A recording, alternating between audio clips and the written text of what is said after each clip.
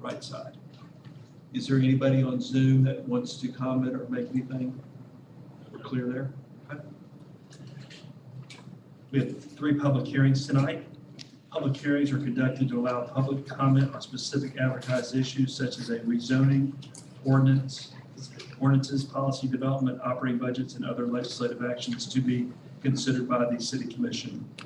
Agenda item 1 is to receive comments regarding a request to rezone property located at 1515 Lucky Street, consisting of 3.95 plus or minus acres from medium density residential to planned commercial district.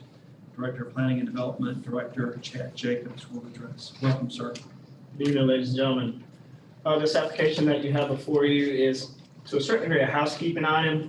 This would be for the Tractor Supply that's there on Lucky Street. They contacted us recently about doing a little expansion, kind of a garden center, much like you see at Home Depot or Lowe's, things of that nature.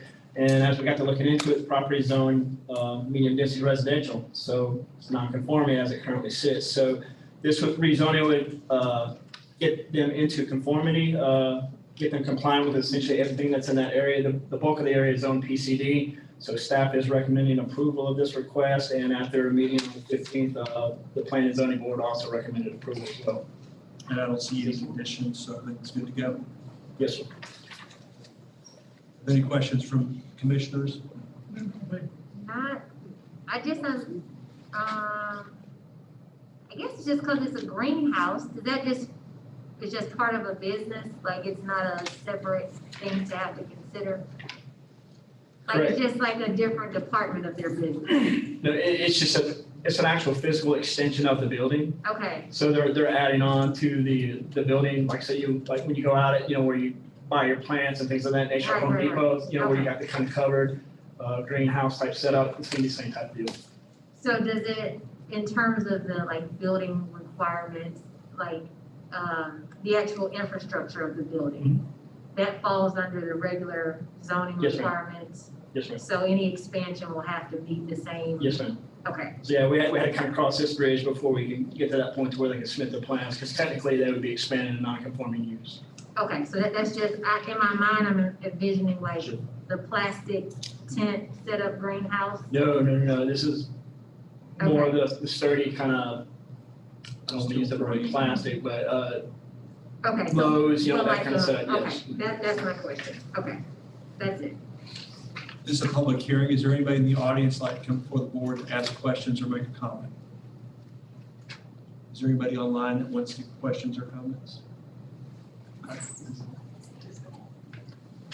Oh.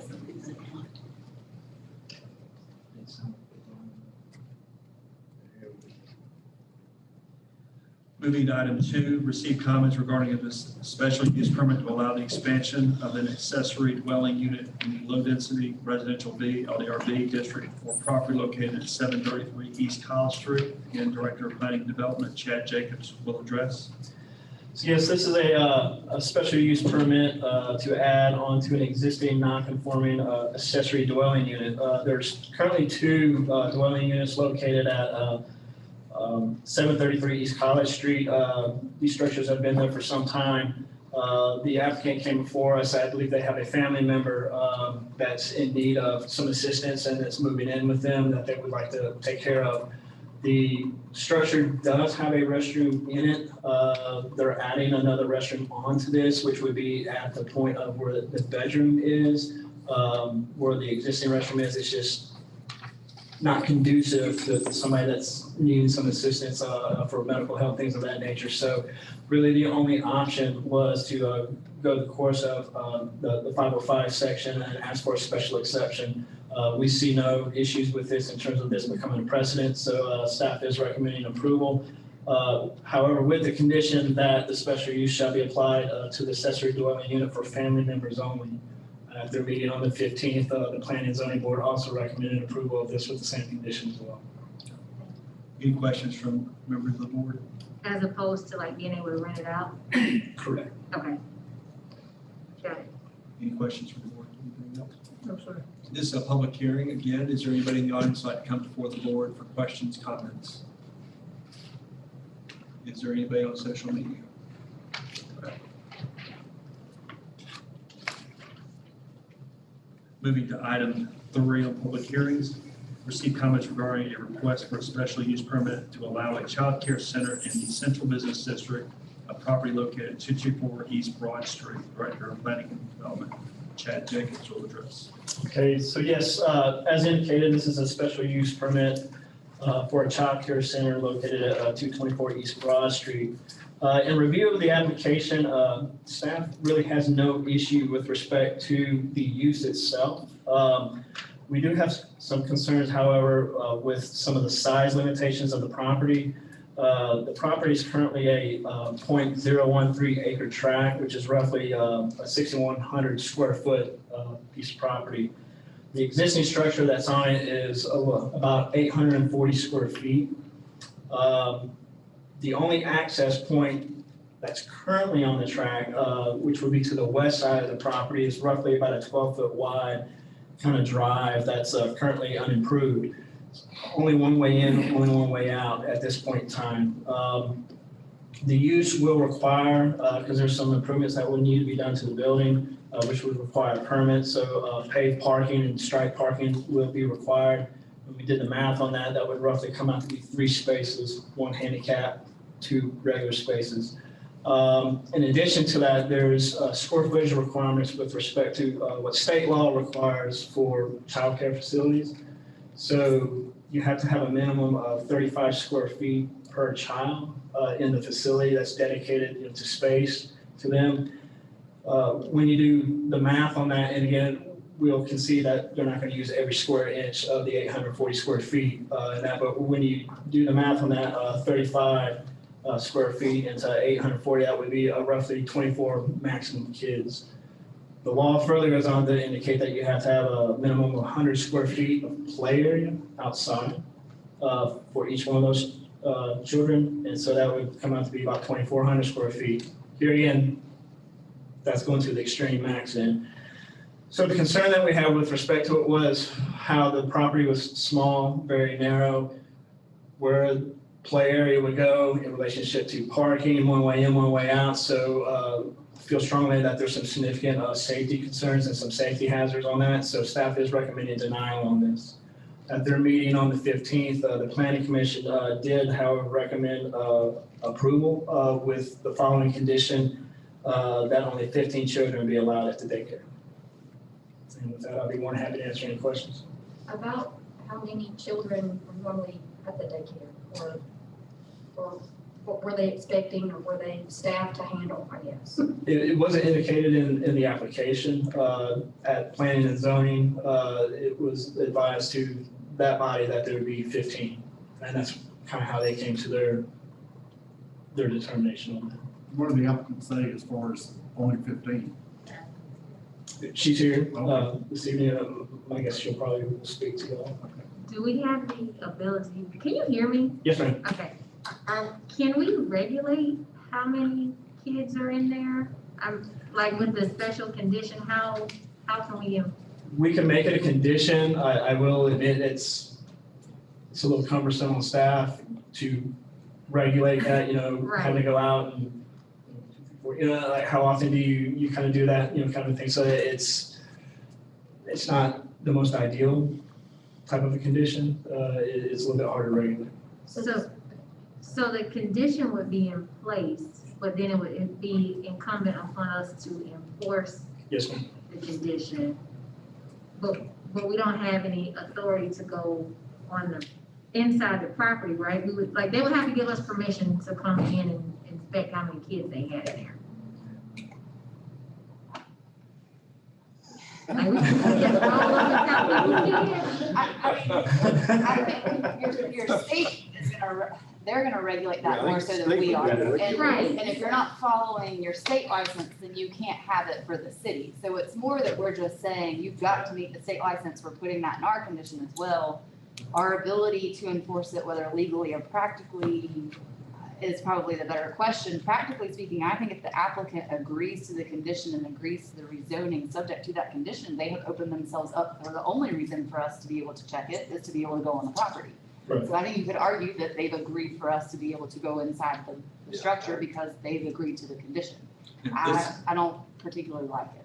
And this is special use, not a rezoning. Yes. I'm sorry, it's a special use. Did you say the condition or the square footage now and what they have now, the state, they can have 24 kids? Did I hear that right? And again, that's multiplying that based on the maximum of the building. They're not gonna use every square inch of that building, towards the facility. So let's say even if, 100 square feet of that then is dedicated to storage or an office or something along those lines, then that'd be 35 square feet per child, and then that's 700 square feet that's left over, and then you get that number, and then you're kind of working it through it at that point in time. The max based off of what is there per Q Public would be 24. More than likely, that wouldn't be the case. Even with less, we still have concerns, just given the geometry of the property and just how it's kind of configured and laid out. We just have some health and safety concerns with respect to drop off, pick up, just kind of how these kids are kind of coming in and out from where a play area would be and a parking facility, that would be on the same site. So that was staff's concern. Chad, are they operating as a child care center now? No, sir. It's vacant. It's a vacant structure right now. I think your better course of action is just follow the staff recommendation. Any other questions of Mr.? I actually do have one more Oh, yes, question. ma'am. So the special condition says limited to 15 children. And you said that there is where'd the word go? It's just in my brain. An equation Mhm. that figures out what the play area has to be. Correct. Is it possible to place that as a condition as well, that if we're saying the max is 15, that they're required to have X amount of feet, like, If the max is 15, then by the 100 feet per child, then Right. you have to dedicate 1,500 square feet to outdoor play area. okay, Yeah, so then obviously that 2,400 that we're talking about has now decreased. All that still being said, we still have concerns with respect, again, it's just a small piece of property. Don't have an issue with the use, it's just on this particular tract, it's just not big enough. questionable. is there, because you've obviously had dialogue with the applicant, Yes, ma'am. is there something that is like a sweet spot that makes it more usable? Like if there is a definitive cap or cause I get, what I'm kind of getting is that there's a multitude of issues from staff's perspective. Correct. So it's not just a one, if we fix this one thing. And also too, it's, right now, we're operating on ifs. So, we don't know kind of on paper how ultimately it all would shake out. So if you remember when we did the rezoning for the childcare facility that was on West Broad across from the Second Baptist, it was on a corner lot, large tract.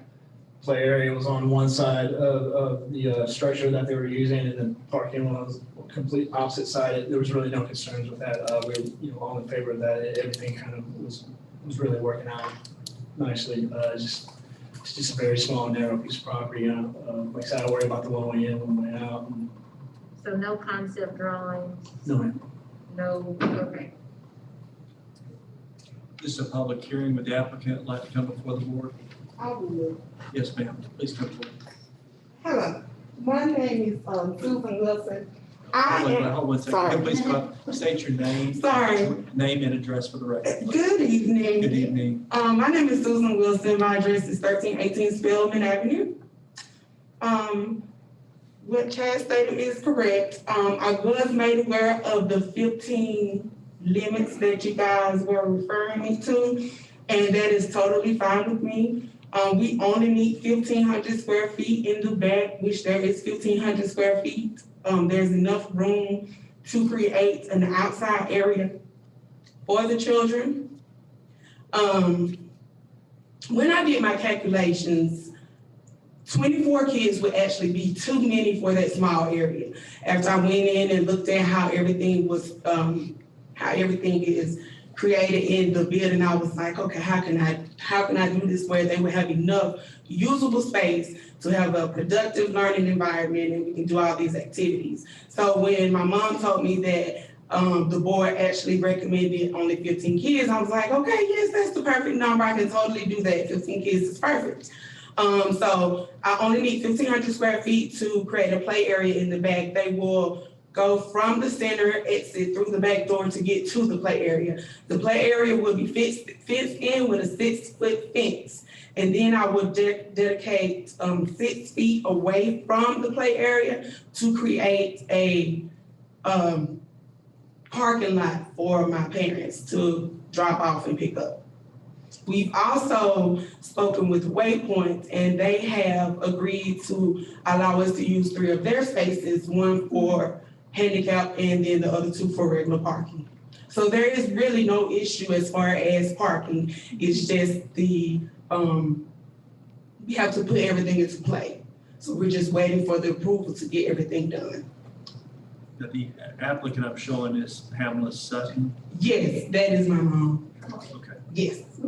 She's the investor. I'm the Do y'all implementator. own the property or are you leasing it? We are leasing. Leasing it. Yes. Let me ask a question just to get another background. Is this relatively like a new business for your family, or I guess where I'm going with this, in the future, would you relocate to expand, or is this? Yes. Okay. So this is just a passion where I worked at Ann Street for 6 years, then Mainstay for 5 years.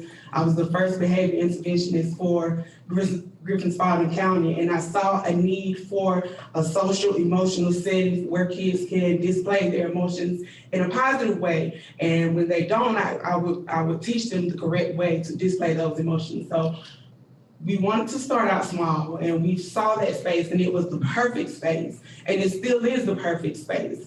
I worked at a large center before. I worked at Primrose in Stockbridge, and it was a much large center, but the play areas, as long as you have an appropriate play area and everything meets state requirements, because we have to go through right from the start, there is no issue as far as like just having the right regulated area and having the appropriate things for them to play with. So it's not like it has to be this huge area for kids to come and look at this big building and you're gonna, the area is perfect for a small setting for an after school program. And it's only gonna be for kids aged 5 to 12. Quick question. Sure. The entrance, one of the concerns was the entrance into the Yes. space only being big enough for one, like, it's not big enough for, what is your plan for that? So our plan for that is, my mom actually spoke with the owner and he has decided to pave a driveway that leads to the back of the play area so that we can put horizontal parking so that the parents can come, go up the page beside the center. Sorry, I should have drawn this up, but I didn't think that I would have to speak. So the center is in here, and then there's just a small area, like maybe 12 feet, where we can do like a pave and have it going all the way to behind the play area, do 3 spaces behind the play area, but 6 feet away from the play area.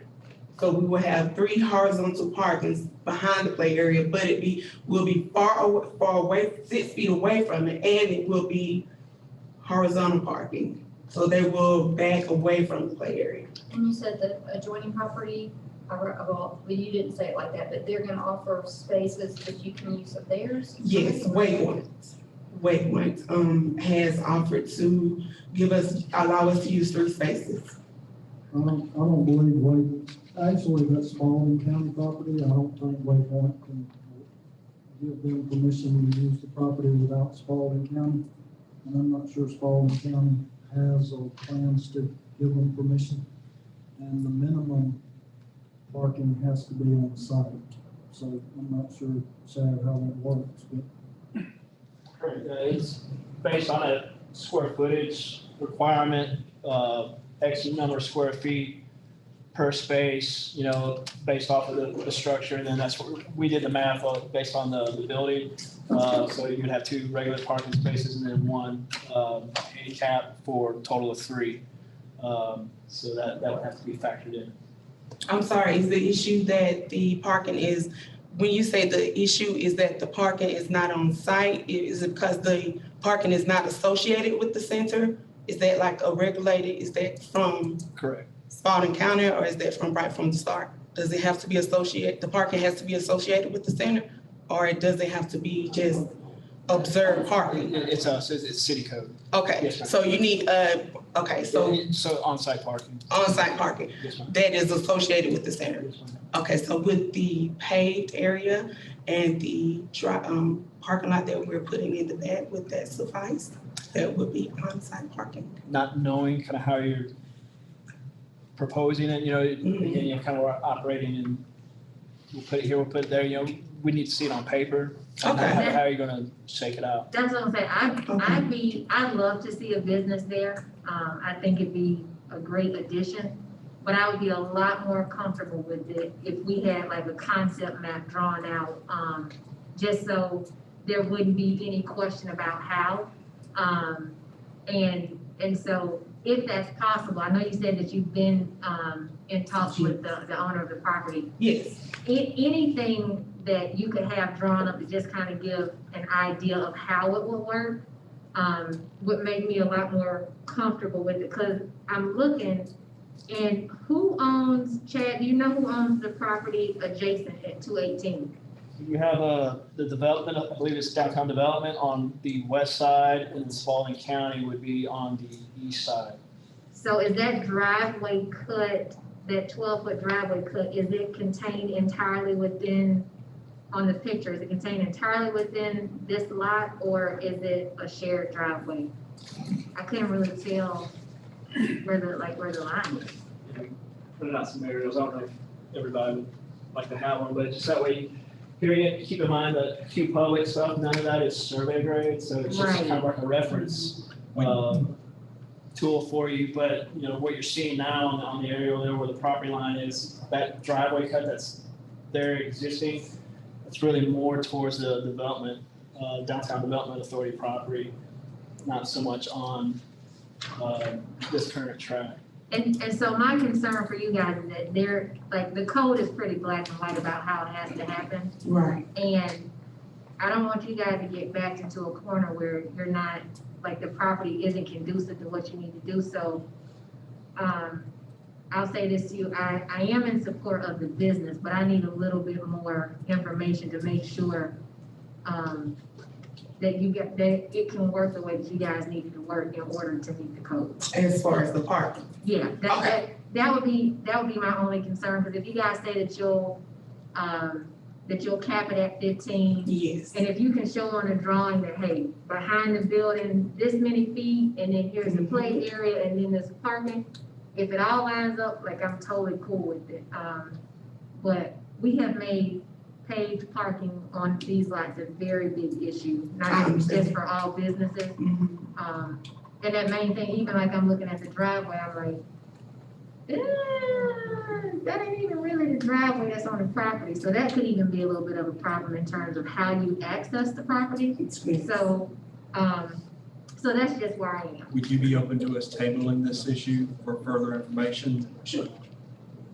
Yes. And that means so we're looking at the second, possibly. Sure. Second Tuesday of March.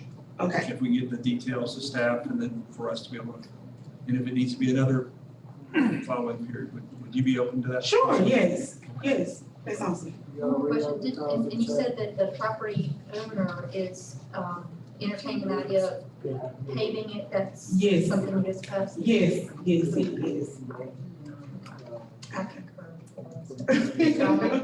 To not be prepared to speak, I think you did an excellent job. I wasn't, I'm sorry, and I would have drawn it out, but I wasn't prepared to speak. Well, hey, definitely use the office as a resource, like, they can kind of guide you through what it is that you need to show on there, right? Because they know all the rules, and so you don't have to try to guess about it.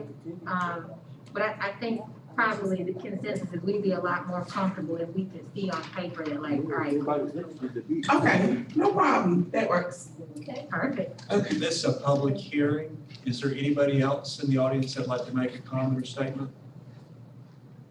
Is there anybody online? Does the board have any other questions at this point? Nope. Okay. Thank you. I'd like to make Yes, a yes, sir. statement. I just want to make sure that the applicant understands that we are going to do all that we can to try to make this happen for you. You provide the information that has been requested about the parking, you'll definitely have my support. And we want to see more people bring businesses to the city. So we're going to be business friendly and try to do what we can to make this happen. Awesome, thank you. I look forward to working for the community. Making it better. Awesome. Thank you for being a teacher. You're welcome. Thank you. Wonderful. Moving into the consent agenda, we have items 4 through 6. Do we have a motion to take consent agenda as a whole? I'll make a motion. Second. Mr. Tinsley with a promotion, Mrs. Murray with a second. Any questions or comments? All in favor of items 4 through 6, please signal by raising your hand. 7-0. Moving into the regular agenda, item 7, consider a request to rezone a property located at 1515 Lucky Street consisting of 3.95 acres plus or minus for medium density residential to planned commercial district. Pleasure of the board. Make a motion to approve. Mrs. Murray with a motion to approve.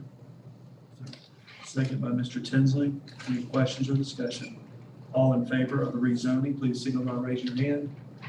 7-0. Item 8 is consider a special use permit to allow the expansion of an accessory dwelling unit in the low-density residential B, LDR B district, property located at 733 East College, with the condition that it'll be for family member use only. The pleasure of the board. I'll make a motion for approval. Mrs. Murray with a motion. I second. Mrs. Flowers with a second. Any questions or comments? All in favor, signal by raising your hand. 7-0. Item 9 is consider a request for a special use permit to allow a child care center in the Central Business District, CBD, for property located at 224 East Broad Street. Motion to table. Mrs. Flowers with a motion to table. Ms. Murray with a second. Any questions or comments? All in favor of tabling, please signal by raising your hand. 7-0. Item 11, consider agreement for low bidder Keystone Aerial Surveys, Inc. in the amount of $43,875 for the purpose of updating the city's aerial photography and LIDAR surveying data. I'll make a motion to approve. Ms. Murray with a motion to approve. Second by Ms. Ward. Any questions or comments? All in favor, signal by raising your hand. 7-0. Item 11 is consider amending the interlocal cooperative agreement which initially established the Griffin Spalding County Land Bank Authority to be known as the amended and restated interlocal cooperation agreement to establish and maintain the Griffin Spalding County Land Bank Authority. Deputy City Manager Jessica Connor will address. Do you have anything you'd like to add tonight, Mr. Connor? Just a reminder, since we've talked about this a couple of times over the last several months, this is mainly just to update this agreement to add the 5th board member. So that way the school system can always have an appointment by nomination through both the city and county that will jointly appoint that one, which then gives each of the governing authorities 2 board members each 4 years. We have not yet figured out staggered terms, as Lyndon and I are still working on that, but we did think it was beneficial and imperative that we go ahead and bring it to you all now. So we can get these vacancies filled, and then we can go back and figure out how to stagger these terms in the future. Any questions for Mrs. O'Connor? All right. Do we have the pleasure of the board? I'll make a motion. Mrs. Ward with a motion, Mrs. Murray with a second. To amend the interlocal cooperative agreement, please signal by raising your hand. 7-0. Item 12 is to remove from the table appointment of 2 members of the Griffin Spalding County Land Bank Authority for a 4-year term to succeed Patty Beckman and to appoint formerly held by a school system representative whose term expired 12/31/20. Do we have a motion to Make a motion. Ms. Murray to motion? I second motion to remove. Ms. Flowers, second to remove from the table. All in favor of removing from the table, please signal. 7-0. All right. So I'd like to, let's take each one, each case by case. We've got Mrs. Patty Beckman's or expired term. Do we have nominations in regards to Ms. Patty Beckman's seat? I'll make a motion nomination. For Mrs. Beckham? Is that correct? Ms. Murray, do we have a motion to close? Motion to close. Mrs. Ward with a motion to close. Do we have a second on closing nomination? Second. Mrs. Flowers with a second on closing nomination. Ms. Patty Beckman's seat. All in favor, please signal by raising your hand. 7-0. Moving to the unexpired, or for the expired term of the seat formerly held by the school system. Do we have a nominations? Nominate, Royal. Sharon King, Royals King, is that correct? I guess, yeah. Okay, we got Make a motion that we close nominations. Mr. McCord with a motion to close nominations. Mrs. Murray with a second. All in favor of closing nominations with Ms. Sharon King Royal, or Ms. Royals King, please signal by raise your hand. 7-0. I'm sorry, sir. Oh, I'm sorry. 7-6-1 with Mr. Brock against. Okay. Moving item 13, consider employment contract between the City of Griffin Board of Commissioners and Jessica Watley O'Connor as city manager. Do we have a motion to Make approve? a motion to approve. Mr. McCord with a motion, Mr. Tinsley with a second. You ready for this? Great day for Griffin. All in favor, please signal by raise your hand. Locked in. And let me be first to introduce everyone as city manager-elect, Ms. Jessica Watley O'Connor. Congratulations.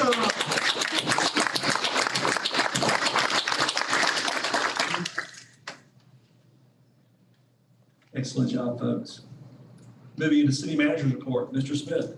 Yes, sir. The Salvation Army has expended almost half of our utility grant and assistance money. As you know, we put $250,000 of CARES Act money, and they're over 100,000 headed toward halfway. I don't know how many accounts that is, but it's over $100,000 in money so far, so we're excited about that. Our MCI adjustment is supposed to go into effect March the 1st. We still don't have the numbers yet on the MCI. We're still waiting on that to be published. Through December, it was 1.77%. So that January number should be posted any day now, and that's a number we compared to last year. Joint Water Authority meeting tomorrow at 2 p.m. at the Senior Center. Masks are required, and I believe Mayor Holberg and his ward are our representatives for that. And the Main Street Board will have their annual retreat Monday, I believe it is. They'll have their regular meeting, which has been moved from tomorrow to Monday morning, and then following the regular meeting, they will have a morning-long retreat at the historic city hall. Unless anybody has a question, that's all I have. I have a question. I have two citizens that, they asked about the timeline for the, utility recovery money. Apparently, they've had a hard time. They've submitted things online. They're seniors, but they've tried and they've not been able to get through. So how long, what's the time period, and what should I tell them? Until the money runs out. Okay, thank you, Jennifer. We received 800 applications before we even said that it was live. So because we were able to post it before we thought we could, and then it was effective January 1st. So the Salvation Army did ask, can you please stop applications from coming in? So if they applied before that, they are being considered. If it was after that, it may not have gone through because they needed to get through that 800. They didn't want to promise money when they have. And I'm not sure where they are through those 800. I don't know that they made it through all of those first ones. Okay. If we make it through that and then still have money, then we'll certainly reopen the application. Will there be any correspondence, I guess, so the request calls might, so if they weren't approved? The Salvation Army is doing that for us, and I'm not sure, I need to get with Ms. Bagwell to ask her where they are, but we can find out much sooner for sure. Appreciate it, thank you. Any other questions for Mr. Smith? Mr. Whalen? I have none. Mr. McCord? Want to congratulate, of course, Ms. O'Connor. Sure she did an excellent job as our new city manager. I'd like to congratulate our new board members to our land bank authority, and I'm just so pleased how that process turned out tonight. I'm resting down here for, I'm glad it turned out the way that it did. And I want to encourage everyone, and I see that 100% of this room is wearing their mask, because we had another teacher at Griffin High School that passed on today due to the coronavirus 2019. coronavirus disease 2019. So I just like to encourage, I was going to Zoom tonight because I'm thinking that maybe some people wouldn't wear their mask, but I'm glad to see everybody is practicing wearing a mask and doing what's right to protect their neighbor, everyone around us. That's how we're going to get rid of this thing. It's an excellent video posted by Rising Star Baptist Church, Missionary Baptist Church. It was this past Sunday. And they had Dr. Mark Anthony Crump, a local doctor, and he was talking about the virus and also the vaccine.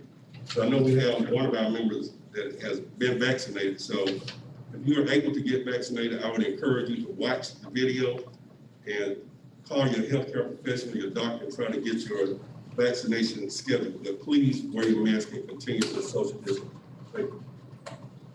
Thank you everyone for coming. Chad, Mr. Jacobs, you've had quite the work going on. I appreciate all the work that you're doing to work with, must be difficult to work with staff and then our board and then the planning development board. So I appreciate you being prepared and helping citizens. And thank you very much for coming and explaining everything with the business. And I normally concur with planning and zoning board, so go along with them because they've done that legwork. I feel like they've given more work into it than I have, but I appreciate that. And congratulations to Mrs. King for her placement on land bank and to Mrs. Beckham who won't see him tonight. But appreciate everybody for coming out tonight. Thank you.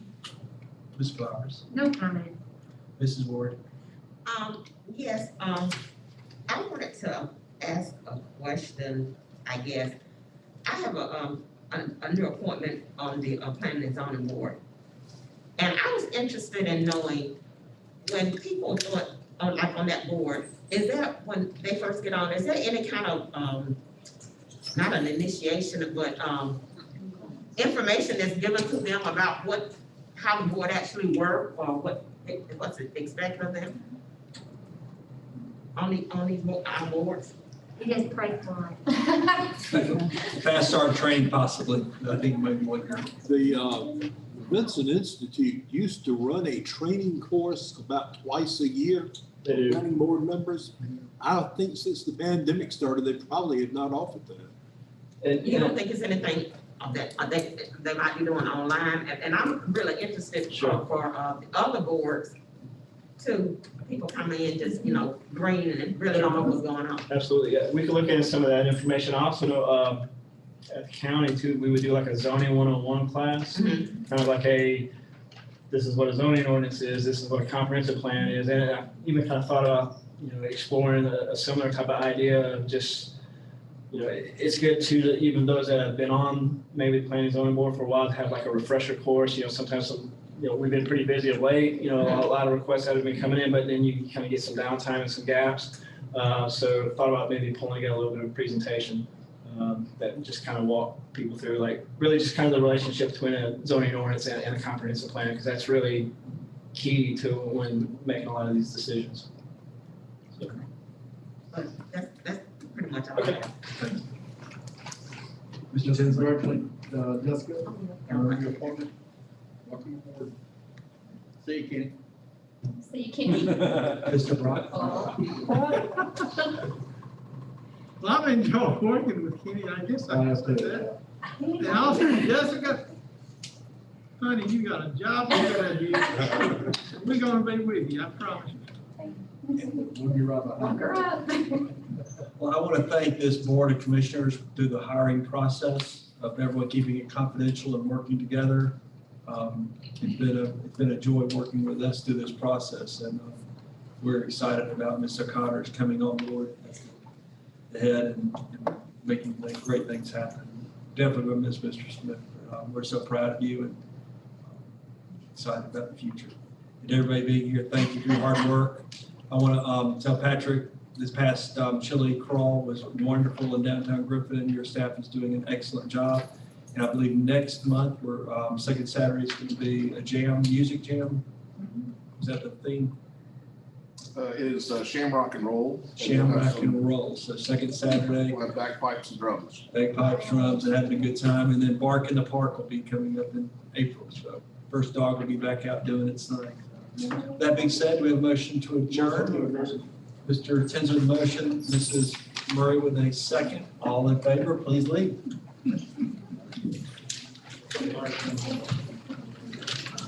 Congratulations.